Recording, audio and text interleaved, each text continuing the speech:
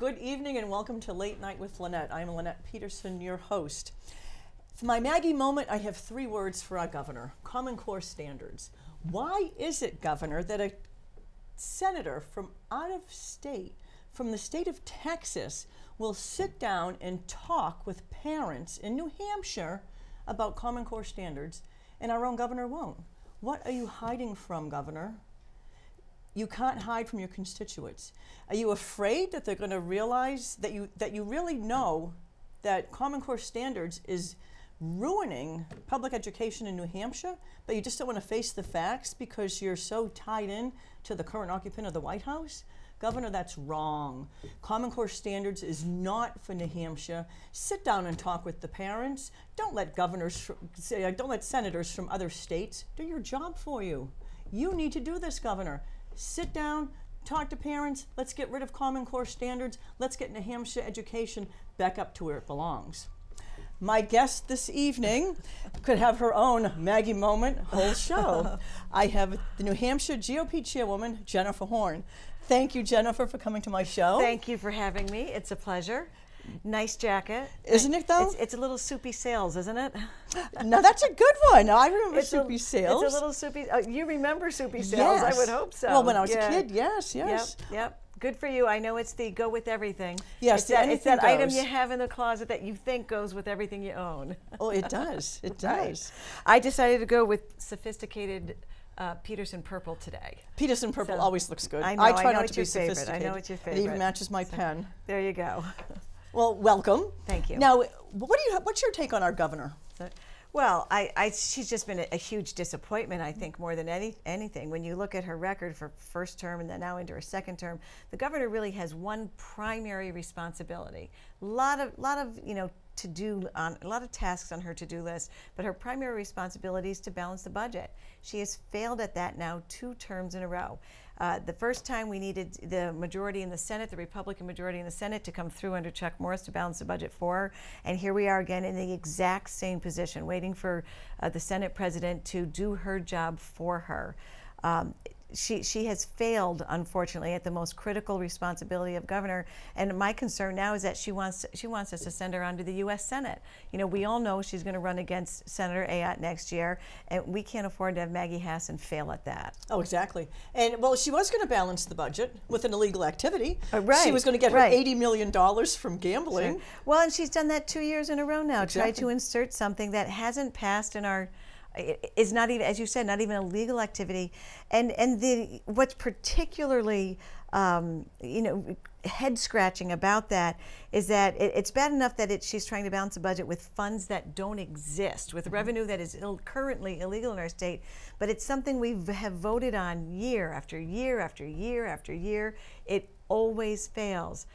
Maybe it'll pass someday. Maybe it'll pass this year. Maybe it'll pass next year. I don't know. But it hasn't passed yet and has this long record of not passing. So I don't understand why that's her go-to revenue source. And last term, it was her own party that killed gambling. Right. So if you're not going to listen to your own party... If you recall, last term, the Democrats were just so wildly divided over her, essentially, and the bad job that she had done offering that budget. In her first term, if you recall, her budget included things like eliminating school choice for parents. You know, one of those issues that is fast becoming nonpartisan in our state as parents start to understand. You mentioned Common Core in your opening remarks. As parents are beginning to understand some of the consequences of the governor's education policies and her vision, her philosophy on education, the negative consequences. So it's disappointing, is what I would say, that she has repeatedly been unable to just kind of address the core responsibilities of the job. And then on top of it, you know, she wants to cut school choice. She wants to balance the budget on illegal revenue funds. On top of that, this time around, she also wants more money to hire a COO to essentially do her job for her. Exactly. That was my Maggie moment a few shows ago. Yeah. Well, what is that all about? You know, I'm not sure if anyone has explained to her that if you go to the U.S. Senate, you actually have to do that job yourself. Exactly. So hopefully... Well, maybe she's going to hire a sidekick or an assistant, and she's just going to go down and look pretty. Well, kind of. And I don't think that's necessary. I think Governor Hassan has a clear record of failure on policy, on political philosophy. She has failed in serving the communities of our state. You know, there is a role for government to play as a safety net for the most vulnerable in our society. And when you are incapable of balancing the budget, you put the most vulnerable in our society at greater risk. So it's disappointing that she's unable and unwilling to make the hard choices that an executive needs to be able to make. And unwilling is the worst part. It is unwilling. Yeah. Absolutely, absolutely. A COO would give her a scapegoat. Exactly. We didn't elect her to have a scapegoat. We elected her to do the job. Exactly. Yeah. Oh, and enough on the governor. Right. Enough on that. So, what is your favorite part of New Hampshire politics? I mean, you're definitely a political junkie. So a little bit of yeah, one, yeah. Well, I think the best part of what happens in New Hampshire is what we saw on display this past weekend at the Republican Leadership Summit in Nashua. It's the engagement of real people in the process. You know, we are a state where average citizens are the ones who lead the day. They lead the process. I said several times throughout the weekend, it was the people in the audience who were more important than the people on the stage. So whether it's state politics, the level of engagement we have with 400 state representatives, for example, or looking at presidential politics, where we have this extraordinary level of participation, of civic engagement. To me, that's the best part. It's also the most fun part. It's what makes it lively and engaging and almost entertaining at times. Yeah, I was reading the article in Sunday's paper from the Union Leader, and I was reading the front page talking about the summit, and it was so exciting reading through the article and not knowing anyone's name that was interviewed. Right, it was all just right. regular citizens. These two ladies met each other at the summit and are now friends, according to this article. Right. And they were given their viewpoint. It's just run-of-the-mill people. They weren't politicians. They weren't state reps. Right. Just down-to-earth people, exactly. interested in And New Hampshire politics. And that's what's so important about that first in the nation status that we have. You know, I often, now that I'm chairman, I'm often in other parts of the country meeting with other folks, you know, other state chairmen and national committee people, and I'll often get that question, you know, why should New Hampshire have this special position, this special role? Those two people you read about in the Union Leader article are exactly why.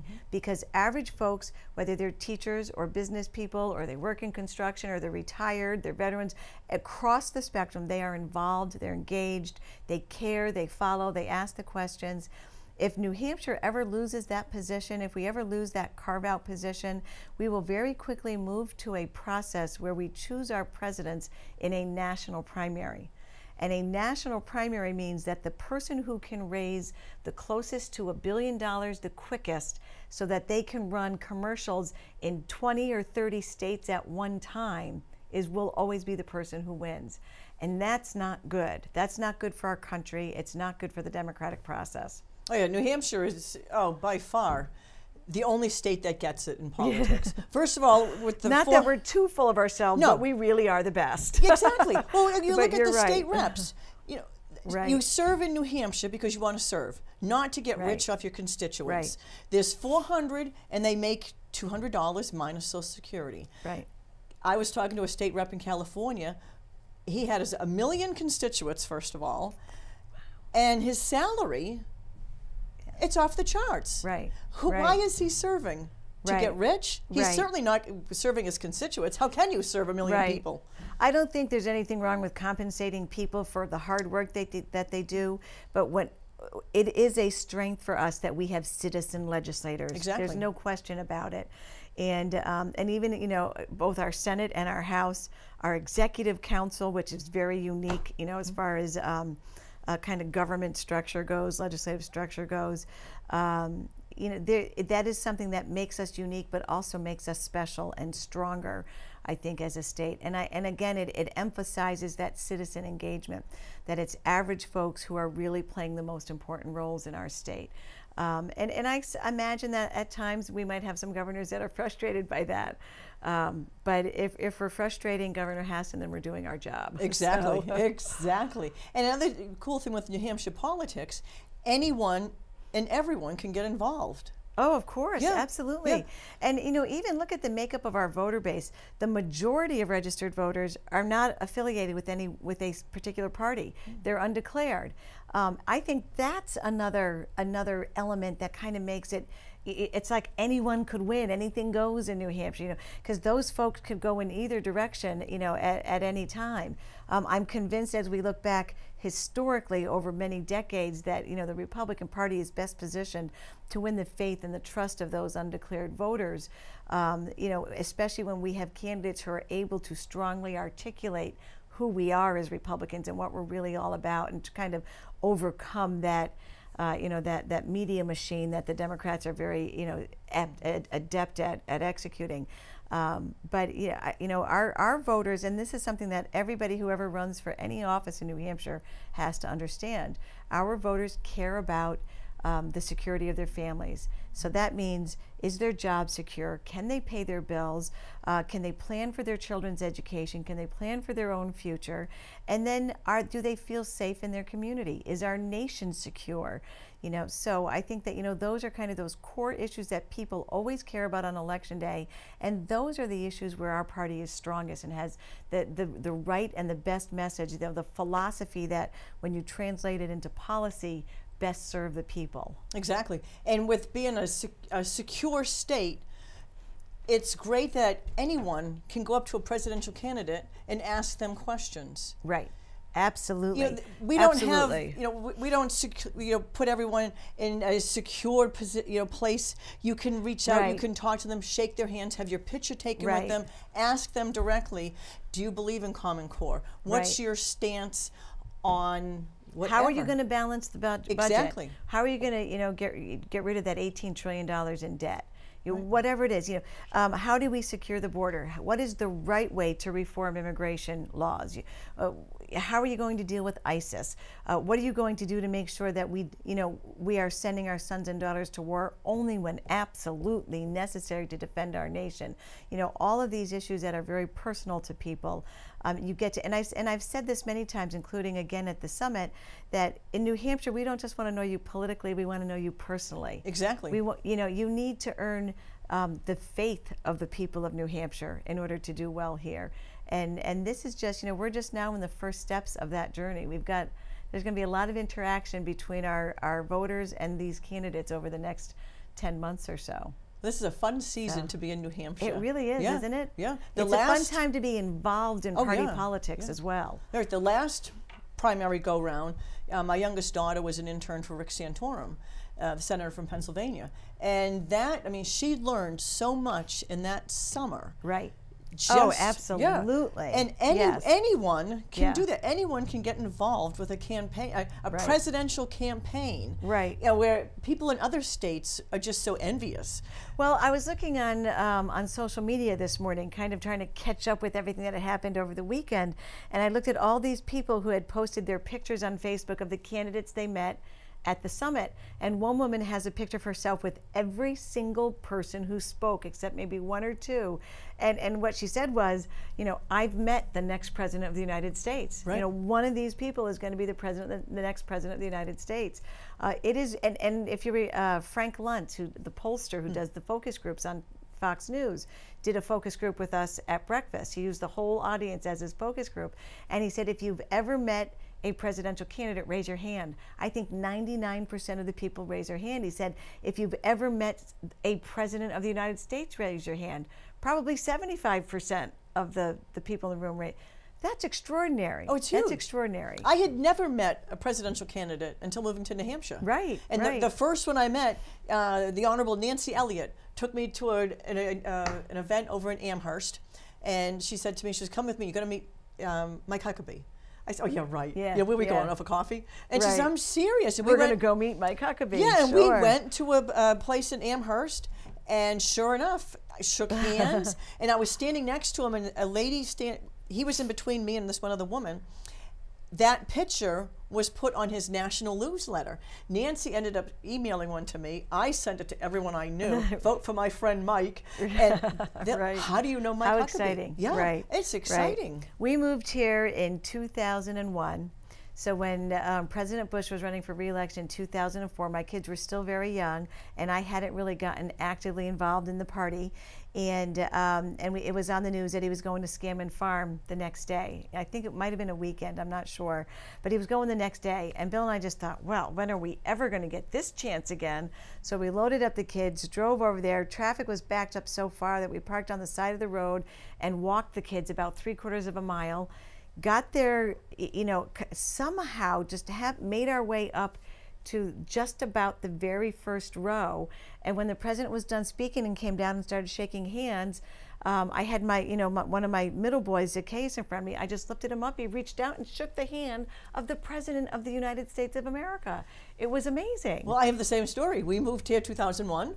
My two daughters were 3rd and 5th grade, got the same invitation to the same event. See? We were in the same line of traffic. Yeah. And I have a picture of my oldest daughter. We weaseled down to the front and have a picture of her shaking hands right there. We didn't get it on film. We never crossed our minds. We never expected to be in that situation. But it's so much what New Hampshire is all about. You know, even a sitting president of the United States, you know, and running, of course, unopposed in his primary, just you know, was expected to show up and campaign and win our vote. So.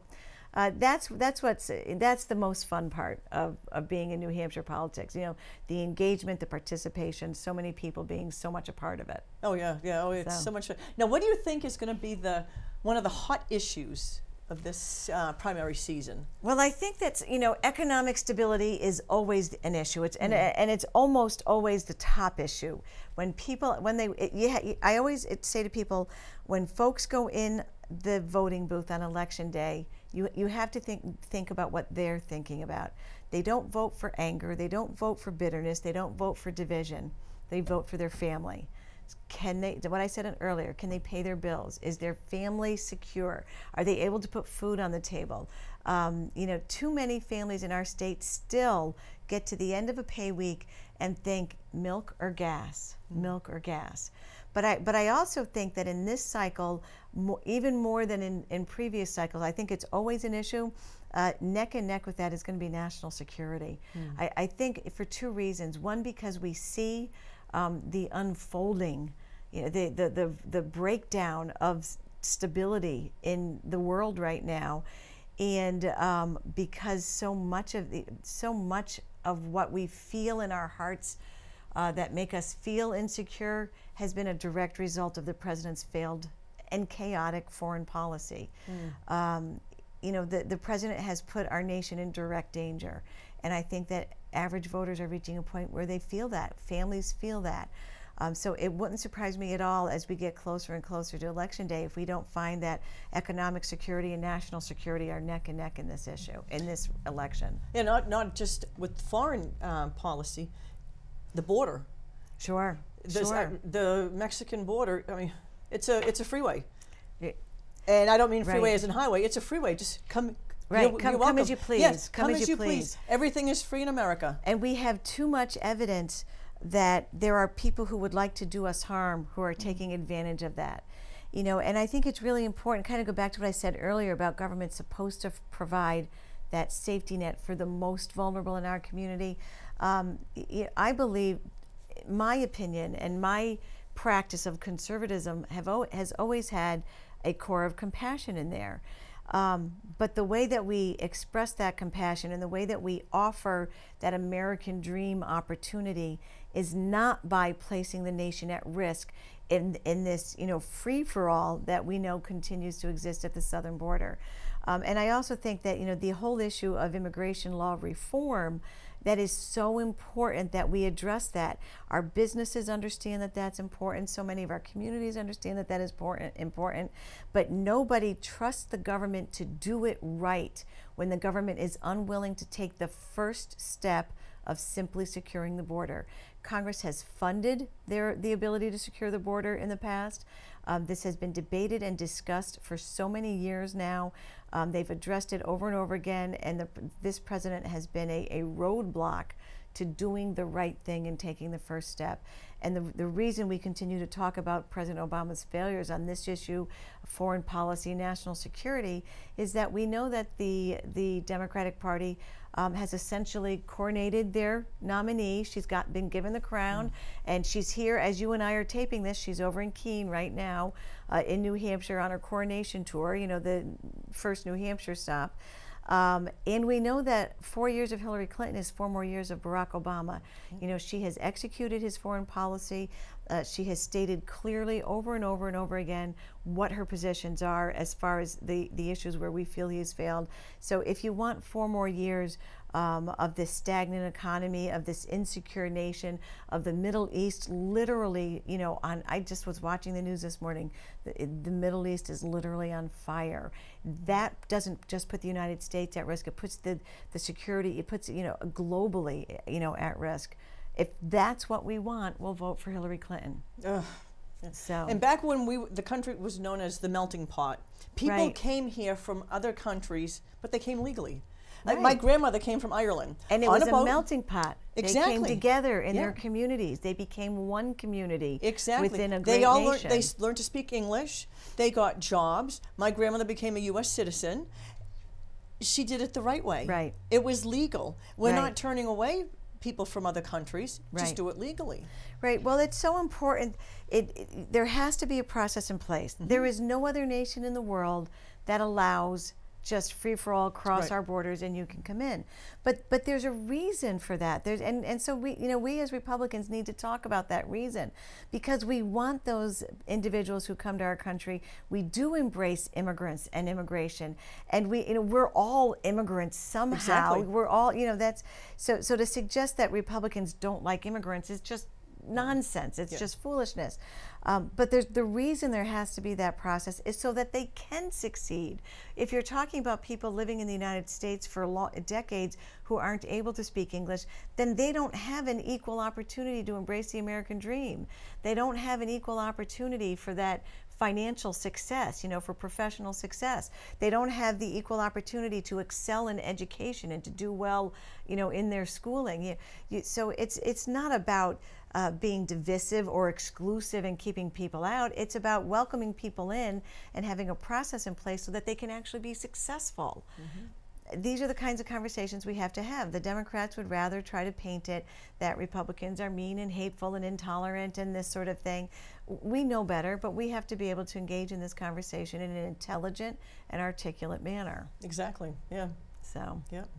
I got an interesting question. I hope I'm doing that. Yes, I have an interesting question for you. Okay. If you had the chance to work on any prior candidate's campaign, going all the way back to Washington, with the technology we have available now, whose campaign would you want to work on? That is an interesting question, and I could probably go through 8 or 10 different candidates that I would think about. I imagine all Republicans probably say Ronald Reagan. Now he's too current. He's too well, but his campaign was really exciting because of the way that it embraced the youngest generation and kind of the just the enthusiasm and the energy that he brought to conservatism. But at the same time, when we talk about the founding of our party and who we are at our core, we are the party of freedom, of liberty, of individuals having equal rights, amongst themselves. I think it has to be Abraham Lincoln. There you go. Think about the way they campaigned in Lincoln's day. He literally rode a horse from one state to another, and the phrase stump speech came from that era. They stood on tree stumps and gave speeches, and as anywhere from dozens to hundreds of people would gather in a field. Think about the Lincoln Douglas debates, that sort of thing. So I think I think that would be a really cool era and message and campaign to be involved in with the technology we have today. Oh, yeah. Imagine standing in the field as he's talking about slavery and tweeting it out to the whole world. Exactly. Something like that. Yeah. So. Especially when the Civil War going on. Oh, exactly. Yeah. Exactly. Yeah. So a lot of really great, exciting candidates that you could think about in the past. that would be neat to have the technology we have today. I got to say, I'd like to see, you know, a lot of today's candidates use the technology of today a little bit better than they do. Yeah, but we're getting there. We're getting there. Yeah, so. yeah. Ronald Reagan did change me. I was a Dem in college, and Ronald Reagan switched me over to a Republican. Yeah. Thank you, well, Ronnie. you know, we talk about Reagan Democrats, and I don't know if there's a lot of Reagan Democrats left in the world. The Democratic Party, and actually I would suspect that a lot of those Reagan Democrats have become undeclared voters at this point, because the Democratic Party, you know, folks like to talk about how polarized we are as a nation, and the extremities, and certainly we have a very extreme element in our party, you know, at times that, you know, we certainly are aware of. The same thing is very true in the Democratic Party. The difference is the most extreme people in their party have risen to leadership, you know, and I would suggest that, you know, certainly President Obama has become among those. But who is the person in the Democratic Party that really gets them, you know, gets them steamed and gets them going? It's Elizabeth Warren. It's Elizabeth Warren. You know, think about Elizabeth Warren, who is the "you didn't build that," you know, the author of the "you didn't build that" political philosophy. And that's, you know, that's the direction that their party is moving in very rapidly. So I think that when we look at, you know, our candidates, and again, this was one of the exciting things about the summit over the weekend, that 19 people come through who self-identify as either being a candidate, some have announced, or looking at becoming a candidate. They represent the most diverse, experienced field of candidates politics has seen in my lifetime on either side of the aisle. They bring extraordinary experience and leadership, and they represent a broad array of kind of visions and philosophy and ideas and solutions. So for the next 10 months, the next 12 or 15 months, that conversation, that debate that's going to take place back and forth between these people, that's going to be our best opportunity to share with the rest of the country. When you vote Republican, you get solutions, you get an optimistic vision, you get a path to a future America that offers our children, our grandchildren, what Ronald Reagan, for example, fought so hard to offer for us. Exactly, yeah. We have less than 1 minute. Think you'll run for office again? Oh gosh, I'm a big believer, and I'm very focused on what I'm doing right now. Yep. I feel very privileged to have been given the opportunity to serve a second time as the chairman of our party, and we have such great people in our party, big hearts, optimistic visions of what America has been and can be again in the future. My full attention right now is making sure that Senator Ayotte, who we haven't had a chance to even talk about, gets reelected, and that we win back the White House. Well, that's our show for this week. Thank you. God bless. Thank you. Right to the second. Good. Thank you.